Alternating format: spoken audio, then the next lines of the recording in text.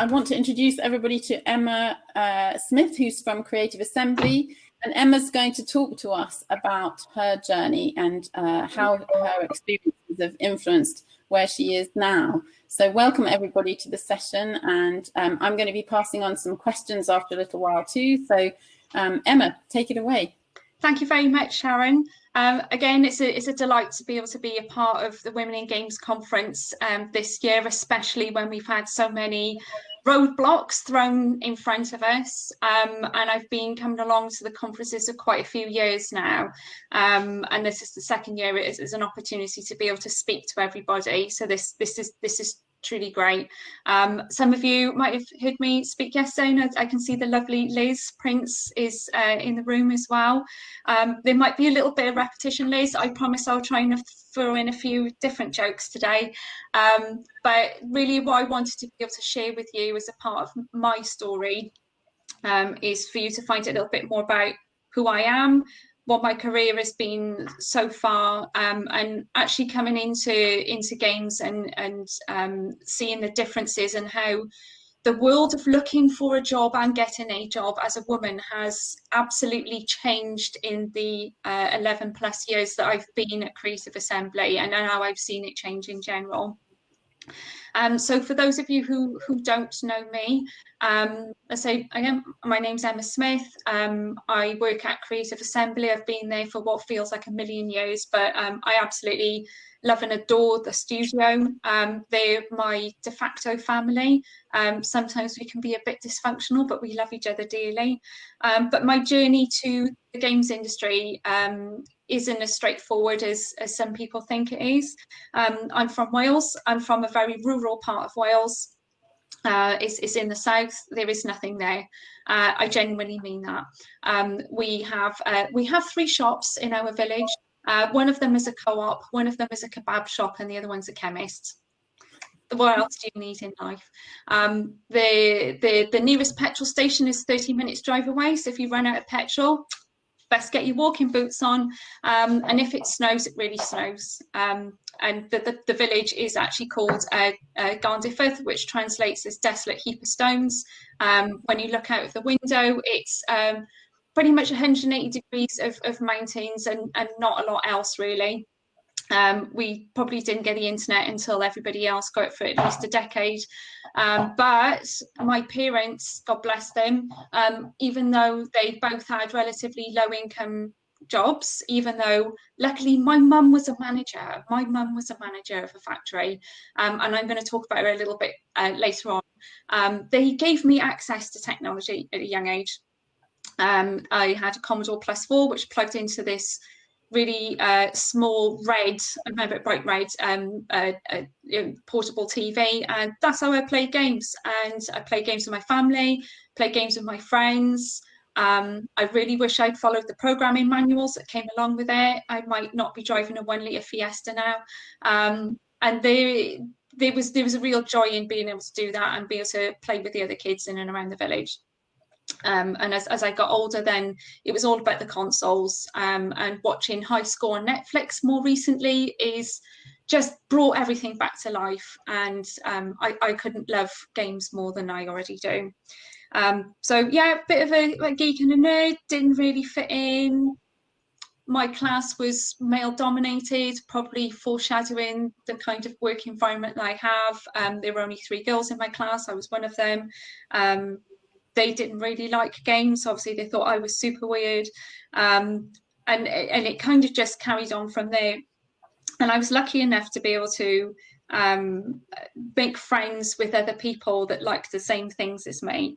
And I feel like as if being able to be that little bit introverted and that little bit different from everybody else has given me a chance to be a little bit more introspective and think about who I am and what really matters to me. And I talk about personal values a lot. I talk about personal values about who I am, as I think they're important in how we apply these things when we look at the outside and when we look at the main. So I really care a lot about fairness and integrity, and people having fair opportunity and equity. And I feel like everybody should have access to all of those things, no matter who you are, where you come from, but I'm also a big fan of people challenging when that just doesn't happen.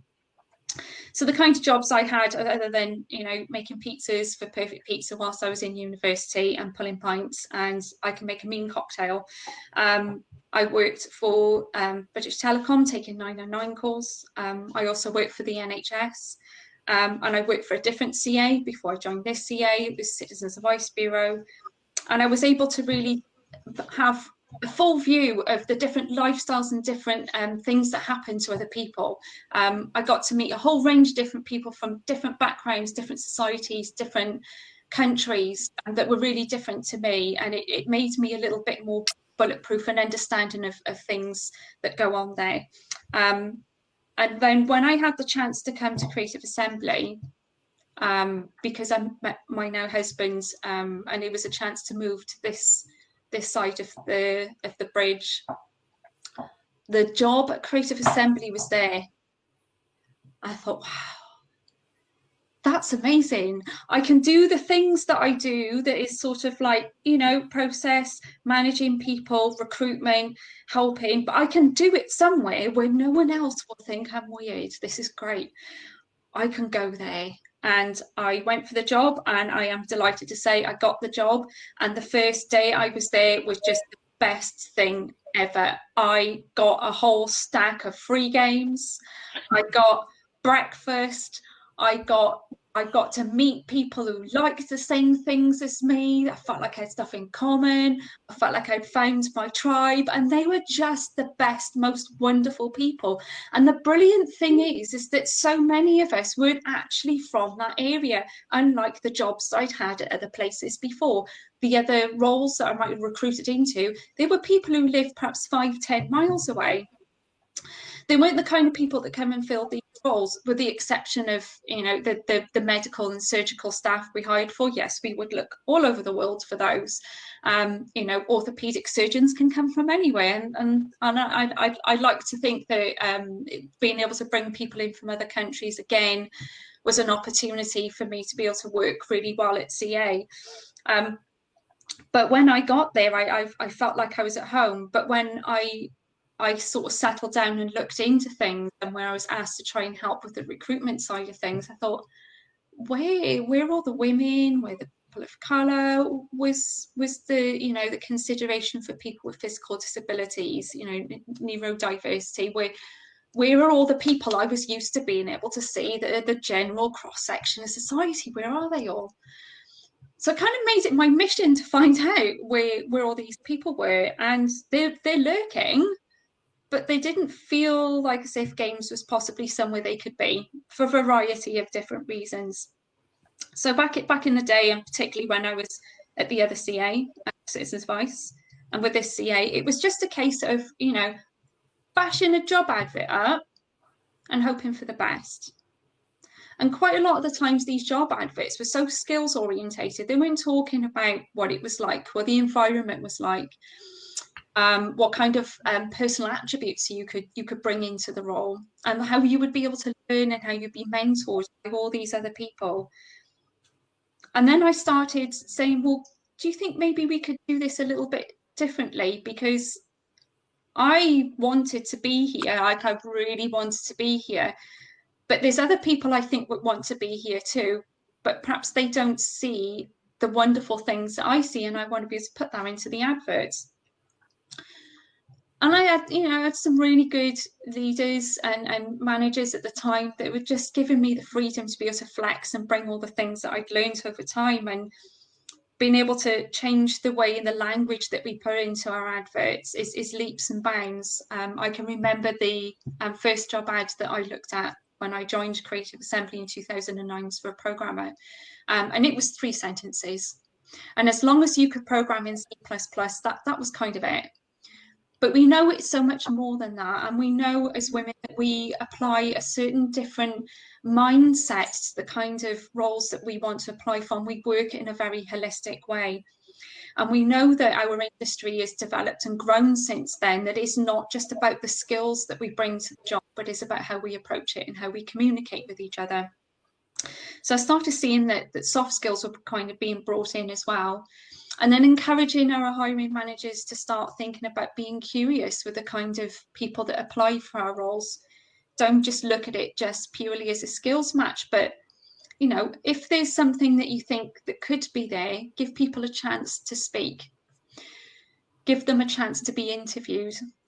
Let me ask them the questions that perhaps you would feel that you don't feel comfortable asking them just yet. You know, do you actually have this experience? Could you add a little bit more to your portfolio? Is there something else that you could add to your show reel? Try to bring the confidences out to the people that you've already had put forward for your roles. But equally, I feel representation is also incredibly important. When I say representation, is not just about finding the only woman in your studio and then wheeling them out at every single opportunity for them to be able to draw in the right kind of people.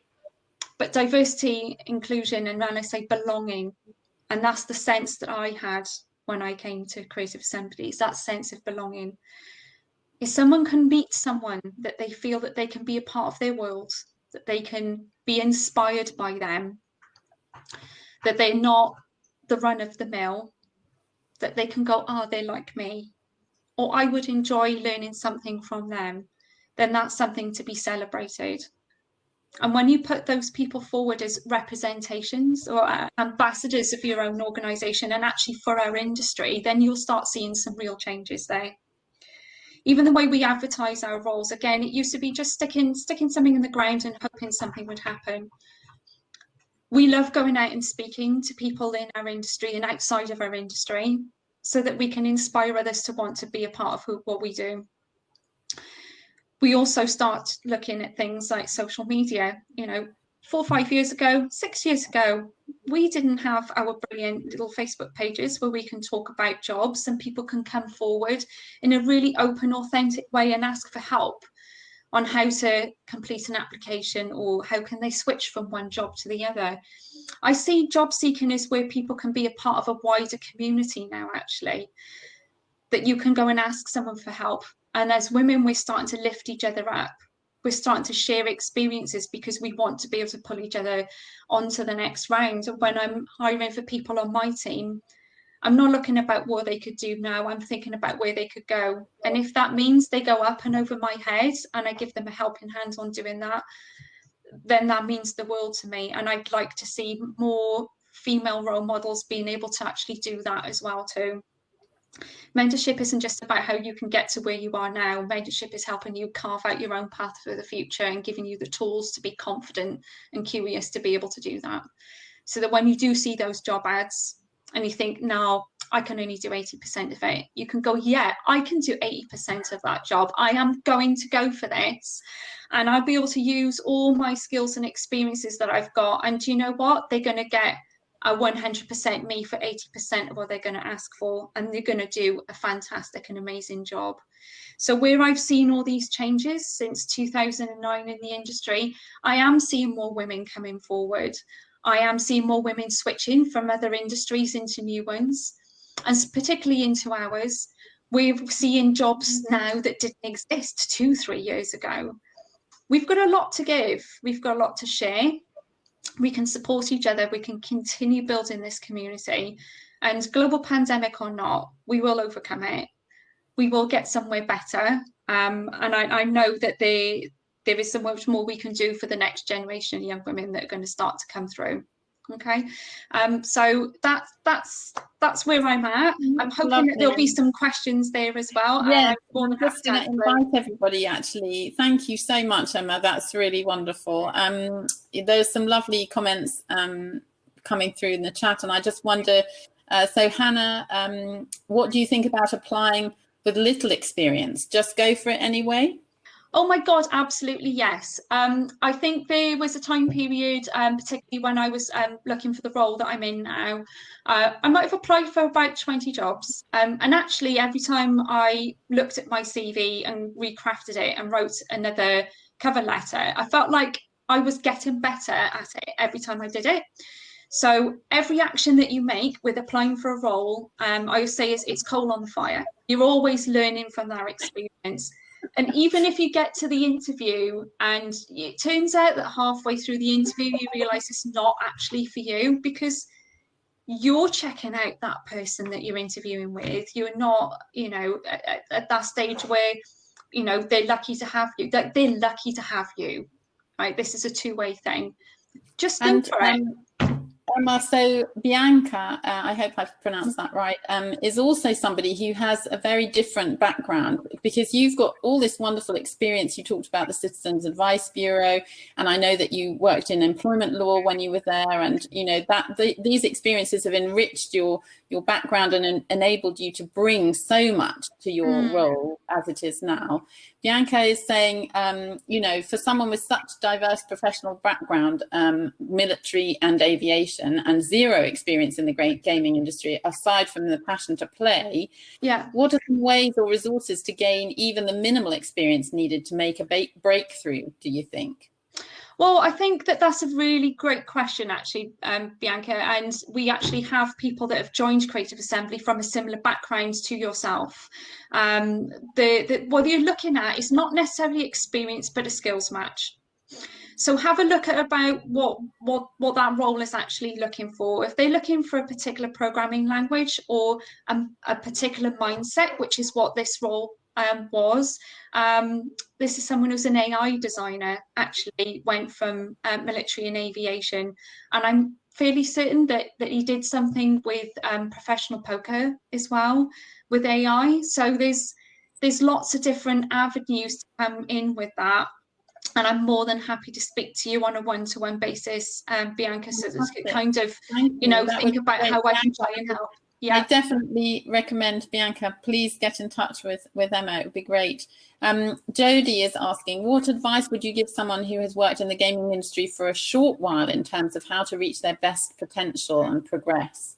Again, that's a really good question. And I think for anybody who's going through, you know, going through the progression roles or feel that they want to kind of move themselves forward, I think understanding and knowing who you are is a really important part of that. And I say this, and it is a bit cheesy, but I think it's really important. Journaling. Write down at the end of a day what kind of day you've had, and have a think about how you feel about it, and really start asking yourself those questions. But also being able to talk to your lead, if you've got a great lead, about, you know, just sometimes talking out loud about the kind of things that interest you. For my team, I like to be able to ask them, you know, what do they enjoy, what motivates them, what takes their energy away, and what can we do more of the good stuff, so they can help understand what they're really good at and what opportunities come up, and try and match them so they can really thrive in their jobs. That's because great. you're not going to know which way you want to go until you start going down it, and it's okay to change. This connects really closely with what Joelle is asking. What do you recommend for people who are going in a certain direction but are still not quite sure where they want to end up? As in, they really don't have an end goal yet. Let's be honest, who really knows exactly where they really want to go? I think that if you'd asked me 15 years ago where I wanted to go, it would be a very different story to where I am now. And it's okay to not know what you want, but think about what you want from the next perhaps few years, and really think about enjoying the journey rather than the destination. So think about, do you want to do some extra learning and development? Do you want to take on some extra courses? Could you engage with someone who's perhaps familiar with doing more coaching and mentoring? Perhaps join widen your social circle as well. But by having other experiences, it can try and help you make sense of the direction you want to go in. And I say it depends really, again, where you are now as to which direction you want to go in. I know people have been at Creative Assembly that have been in 3 or 4 different roles. They might have started in QA, then moved across to production, and then moved across into our PR and marketing team. So that's okay, because we're looking at transferable skills rather than the actual end with it as well. I mean, transferable skills seems so important to me, increasingly so, particularly when I'm teaching my university students. And I think your range of expertise that you brought to your role is so impressive. What do you think's been the most formative thing that you've brought with you from all of those kinds of different roles, from the pizza making to the citizens advice? What do you think has served you best? I genuinely think it's just meeting lots and lots of different people and understanding their situation and their circumstances. Quite often, sadly, a lot of the times I've met those people has been where they've had some not great circumstances, but at the same time, it's made me a bit more worldly wise and a little bit more empathetic to thinking about what it's like to be in the other person's boot. So, for example, if I'm looking at looking at a job ad, I think about all the different kinds of people I've met and how would that attract them to think that that could be them, and how I can encourage them to step forward. That's great. It's so encouraging.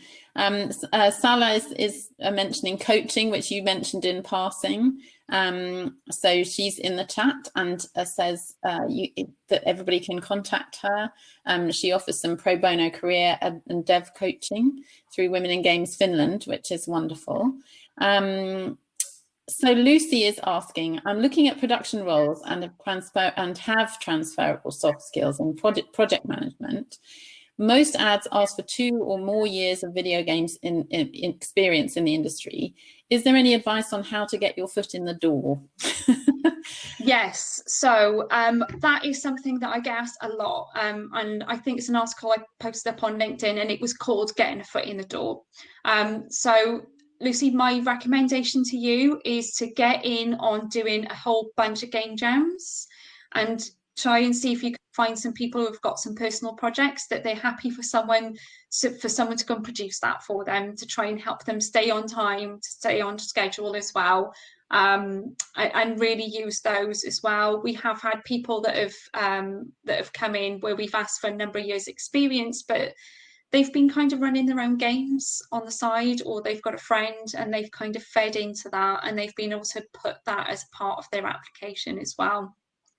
But we do also do look for studios that are asking for associates or people who have got a little bit less experience. But also, Lucy, just apply for the job if you've got all the other stuff and they know they're asking for 2 years video games experience.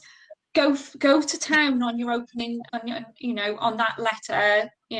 Just say, this is me, I've got all this other stuff, you're asking for 2 years, but I've got all these other things. I think that I would be great. Be bold, be confident. What have you got to lose? Just do it. Bold is a great word, isn't it? Bold is such a great word. So Julia is asking, what advice would you give a new game designer right out of university? So somebody who's just graduated, perhaps might be connected with what you were saying before about doing extra projects in your own time, and I call it extra credit. It's all the stuff that you would be doing outside of your actual qualification. So getting involved with game jams, getting involved with small personal projects, joining other people on their journey as well. I absolutely can't tell you enough times like how much people learn through going through those small game development cycles, whether they're with friends or other groups. The Global Game Jam is a really good one. Losing Dari is all online as well, so you're not losing out from that. But you can always put something out, perhaps on the Women in Games Facebook page, that you're looking to make a small game with a few people to get some experience. That's really good as well. Just try and connect with and meet as many other designers as you possibly can, because there's lots of different kinds of game designers, and as you speak to them, you might have a better idea what kind of game designer you want to be. So it's kind of meeting people and talking to them, getting to know them and empathizing with what they know and what they can do, perhaps. Yeah, absolutely, definitely. Okay, so Joelle is asking, what happens though if you participate in a game jam and end up having a not too great experience? So this is a really great question, I think, and it's something that comes up quite a lot in university projects when people are collaborating, and it's early on in a collaborative career. Yeah. Mainly programming background when you're in a game jam group. So yeah, what kind of resilience do you need in these situations? Oh, you need buckets of it. I mean, I can even relate to that where I did my master's a few years ago, and even though I'm absolutely fine working in groups, you know, it's sometimes it's just the people that you're with, and you have a small amount of time. The pressure is on, and that group of people might not be the group of people you'll be able to do your best work with. So don't feel like as if the one bad experience you have is indicative of all the others. I would recommend perhaps you go into another game jam group with perhaps another friend, and you go into it together. And I know a lot of people that have done game jams, so they've been like a solo developer and come out with a really great game at the end of it as well. And some of the best games that have come out of game jams haven't had a programmer on them. The ones with the programmers in it have overthought it, and then they don't make the game they wanted to make because they've made it too complicated. So Yeah. So do it again. That's what I say. Just keep doing it again. But also, yeah, you know, if you want to find, there's some women-only game jams. Yeah, you might want to get involved with those. And she would be good, maybe for Joelle to contact, because she's saying she runs women-only game jams. So what I think we're going to have to wind up fairly soon, but I think maybe this is a kind of good area to think about because it's so current. Faye is asking, how has COVID-19 changed your working habits and recruitment strategies? So just to sort of bring us right up to date then, what do you kind of, we've been thinking about recruitment, we've been thinking about how to get the foot in the door. What's different now, would you say, and what kind of strategies do you recommend for people who are working perhaps in isolation, they're living at home, their lives changed quite a lot? What do you recommend? What do you think? I think what's been really interesting is the amount of people that have still been happy to move their job, even though they've not physically moved their office just yet. The whole situation seems to have allowed people the time to be able to think about what's actually making them happy and what do they really want. So that's been interesting for me to be able to see. I have seen an upswing in the number of applications, but for me, I've had to think about how we interview and encourage people to feel more comfortable speaking in this format. I think for the first month, perhaps we didn't all feel entirely comfortable with being on camera and being able to read people's body language. So I think the biggest change I've seen for me is people's comfortableness in working in this kind of way and this being okay and normal. And in terms of recruitment and strategies, we've just carried on just doing what we're doing, just like working really hard to make sure that we're reaching the right kind of people. I've been running lots of training sessions for our hiring managers as well to build their confidences up, their interviewing skills, because it's very different when you're behind a laptop to where you are in person. And we've had a really bumper year. We've hired in excess of 160 people already this year. And if anything, COVID has actually helped to speed some of that stuff up because we haven't had to wait for people to travel. So it's been amazing. It's been great. And we've got people from, I think we've got 39 different nationalities now as well. So yeah, good. Yeah, wonderful. I suppose anecdotally, I can add that I have been finding that from anecdote, young women who are applying for roles and, also applying for university places are actually doing very well in this format, and that they are feeling very comfortable online, and that actually it's a very, on an optimistic note, perhaps to end with, it's a really good environment for young women. And actually, they're doing quite well. So, yeah, I think it's a nice place to be able to wrap things up with. Emma, thank you so much. You're so very welcome. Thank you so much. Thank you so much, everybody who's been listening and everybody who's added things into the chat. It's been really, really good, and so many useful, helpful things. And also, thank you for being your authentic, wonderful self.